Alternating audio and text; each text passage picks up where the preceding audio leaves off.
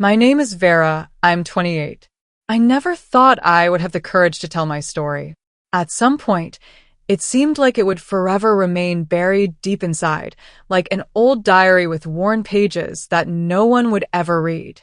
But with each passing year, it became harder to stay silent, as the pain I tried to suppress only grew stronger.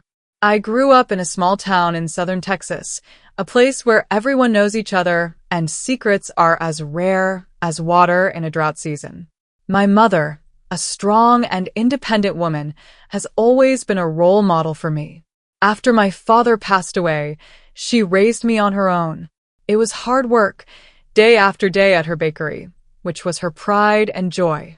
For her, it wasn't just a business. It was her passion, her purpose in life, a place where people came to feel at home. I also helped out, starting from a young age, first washing dishes, then greeting customers, and eventually taking orders.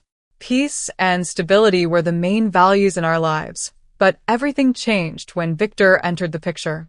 He came one late evening when we were about to close. I remember his confident smile and the calm way he spoke to my mother, as if they had known each other for a long time. My mother was charmed from the first glance. For some reason, this immediately put me on guard. There was something in his manner that seemed strange, as if he was playing a role in a movie, carefully choosing every word and gesture. At first, I dismissed my suspicions as a natural desire to protect my mother.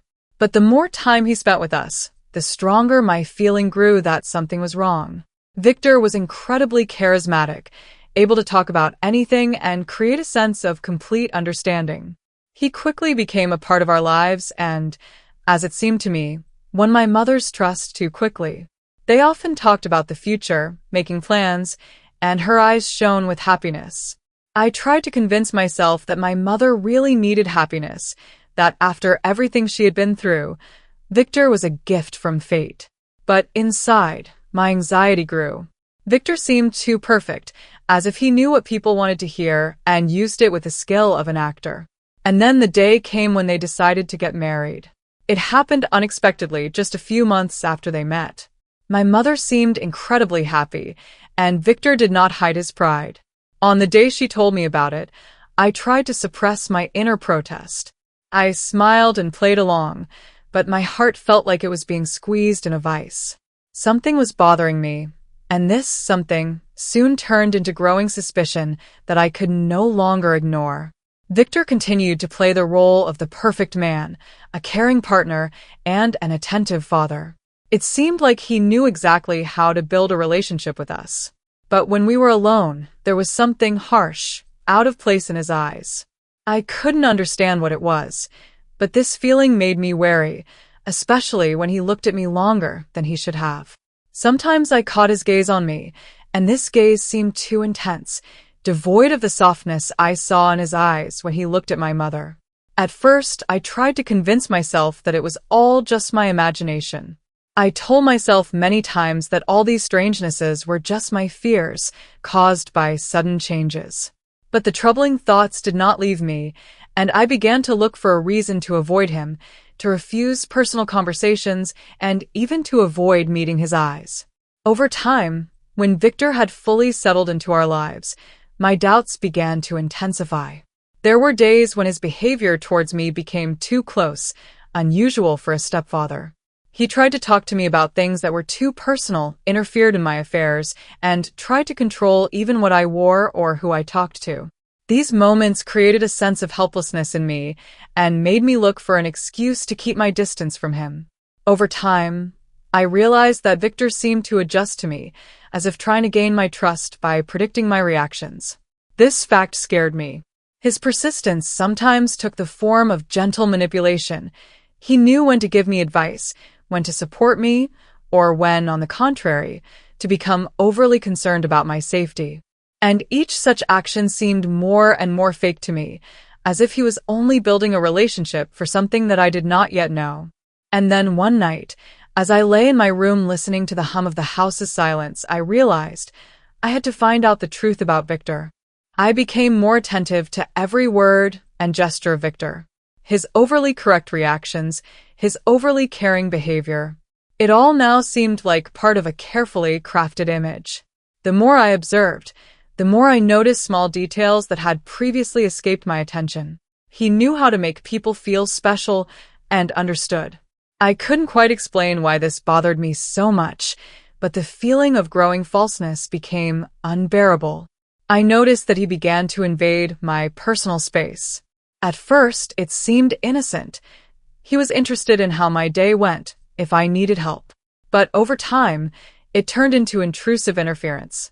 If I went out with friends or stayed late at work, he found a reason to ask me dozens of questions, carefully hiding his displeasure behind thinly veiled manipulations. It became increasingly difficult for me to justify myself. He would ask, show interest, give advice, and then inevitably add something like, "You know, I'm just worried about you. You're like a daughter to me." These words were supposed to reassure me, but they had the opposite effect. Everything got worse on the day my mother invited Victor to a family celebration. We were celebrating the anniversary of her shop, and I knew how important this was for her. She had been preparing for weeks, thinking through every detail. For me, it was a day that I genuinely wanted to spend peacefully, with family and friends, celebrating my mother's success. But with Victor's appearance, my mood soured, and with each minute spent next to him, I felt the tension growing, like skin stretched too tightly over emptiness. At the celebration, Victor was the center of attention. He found an approach to everyone, knew how to win their trust. But when his gaze occasionally slid over me, I caught that same wariness, cold observation that made my mind uneasy. I tried to run away from these thoughts, tried not to pay attention, but they became stronger. It seemed that every time I tried to get away from him, Victor was even closer, as if he felt my anxiety and tried to intensify it. When the evening was coming to an end, Victor offered to drive me home while my mother was busy with the guests. This offer caught me off guard, but refusing would have been too noticeable, and I had to agree. When I got into the car, my heart was pounding, and I felt a chilling sensation inside. On the surface, everything seemed normal. The road, the silence, the occasional comments from Victor about the weather and the news, but I felt that he was waiting for something. Seconds stretched like hours, and each of his words, each of his movements, seemed to awaken anxiety in me. And then, at one of the quiet intersections, he suddenly turned off into a dimly lit park, saying he needed to stop for a minute. I didn't understand what was happening and tried not to show my anxiety, feeling the tension inside me growing. He stopped the car, turned to me, and unexpectedly said, "Vera, you probably don't understand, but I want you to know, I will always be there, always protect you. You are my family now, and you are dear to me." I froze. Victor's words were carefully chosen. They sounded like a promise, and at the same time like a threat. There was something in his eyes that scared me. I knew he was trying to be sincere, but it seemed to me that there was more to his sincerity than just concern. When he drove me home, I got out of the car with a sense of relief, and at the same time with a heavy heart. This trip only intensified my anxiety, and when I returned home, I began to think about what to do. Open up my suspicions to my mother? Tell her about my feelings towards Victor? Or try to deal with it myself, trying to understand what he was after? That night, I barely slept.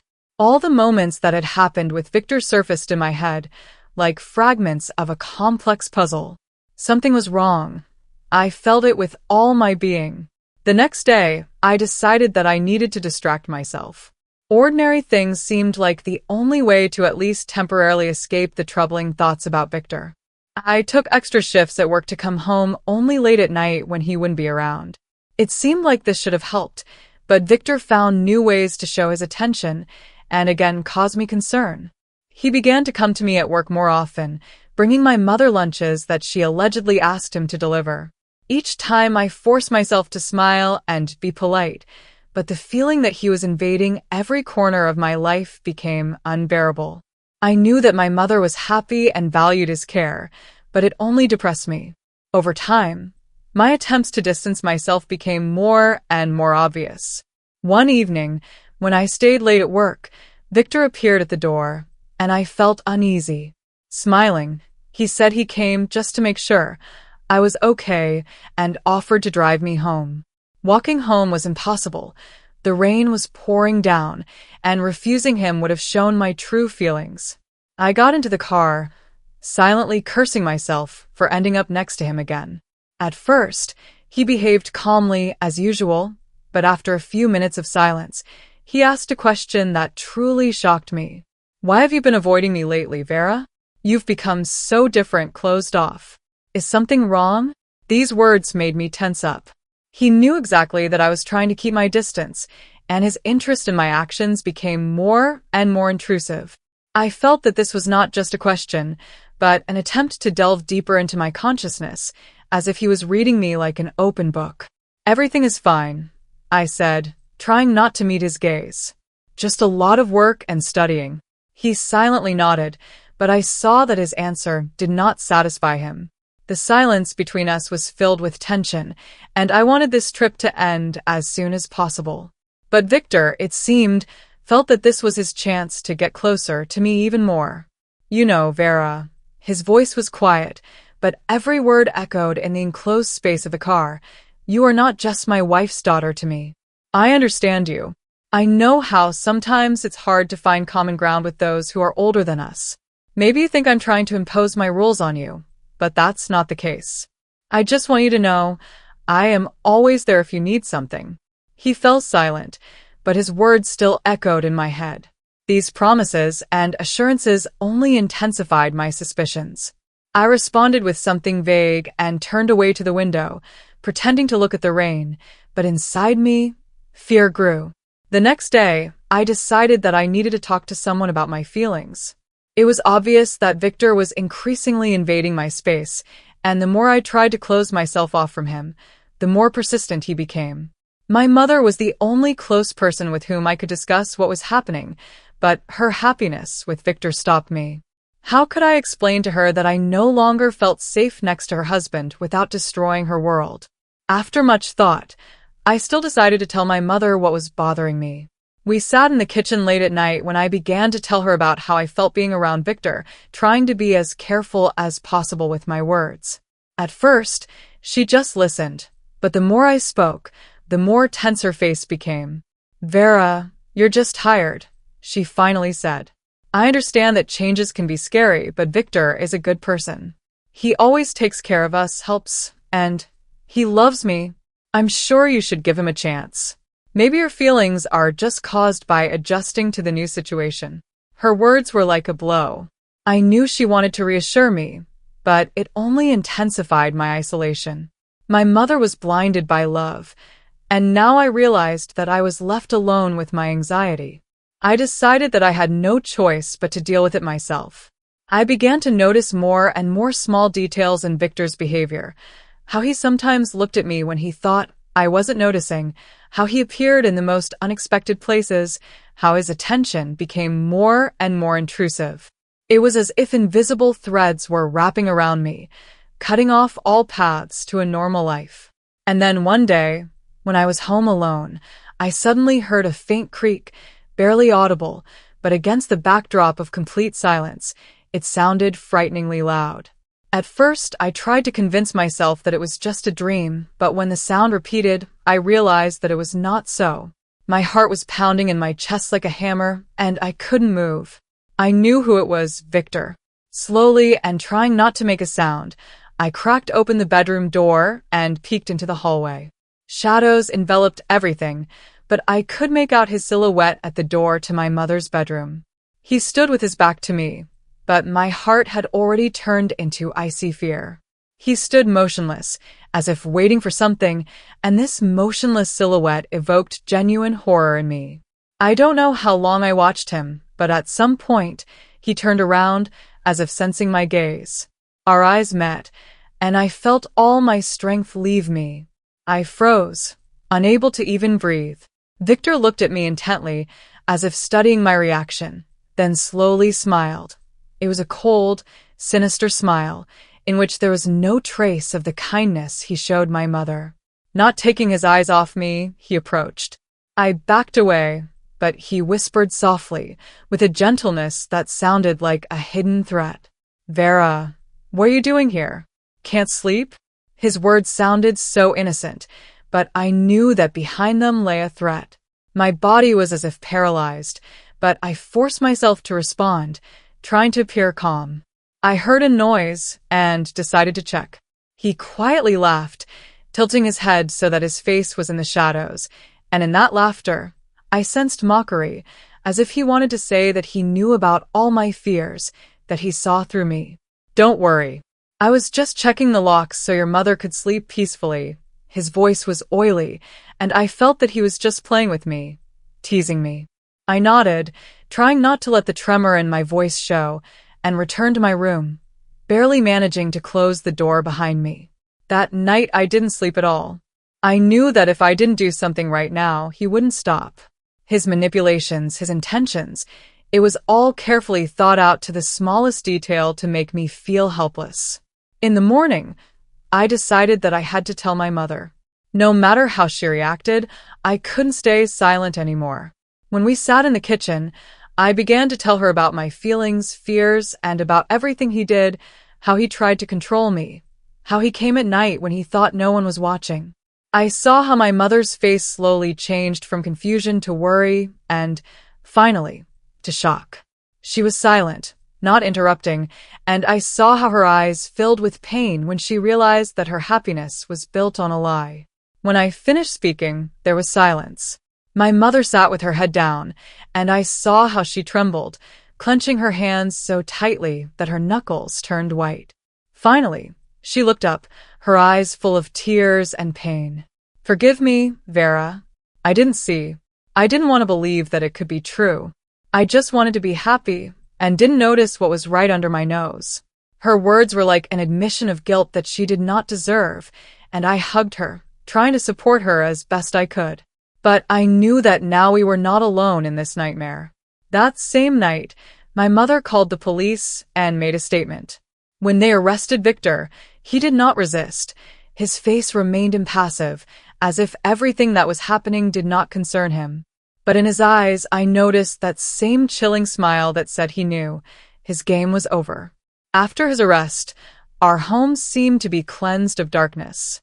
My mother tried to support me, but the pain and sense of betrayal gnawed at her from within. She could not forgive herself for allowing such a person into our lives, and her guilt became another burden that we both carried on our shoulders. Now, looking back, I understand that the most terrible thing is silence. Trying to hide your fears, hoping that they will disappear on their own. I realize that silence only eats away at us from within, makes us close ourselves off and distance ourselves from those who can help. If I had spoken up earlier, perhaps all of this could have been avoided. Victor will never return to our lives, but his trace will remain forever. I have learned not to be afraid, learned to face the truth, no matter how terrible it may be. And although the wounds have not yet healed, I feel that I am becoming stronger with each passing day, learning to trust again and find peace again. This story is my path to healing, a lesson that I need to be able to speak, to be able to protect myself, and not be afraid to ask for help when it is needed. I am no longer a victim. I am Vera.